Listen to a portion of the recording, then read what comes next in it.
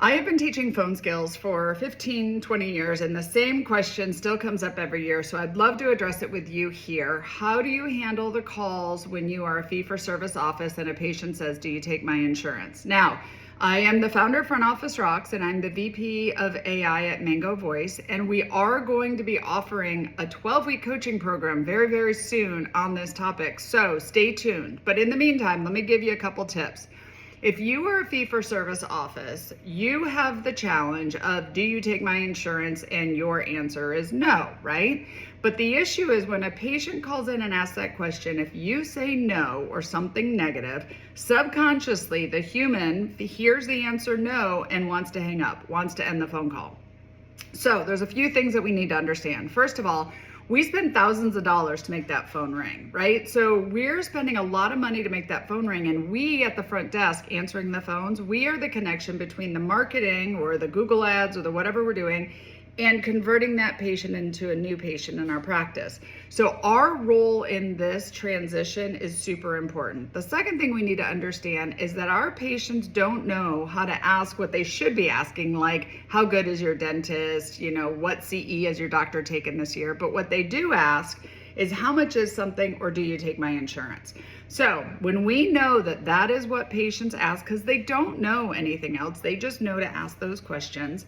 When you are fee for service, that's a bigger challenge. So a couple tips for you. One is you have to understand the importance of the phones and that phone call. The second thing is when they ask that question, if you answer with something negative as no, we don't take that insurance, I'm sorry, we don't take your insurance, they want to hang up. So what we want to do in this question is we want to answer with yes or something positive. Now, I'm not saying yes, I take your insurance, because we don't.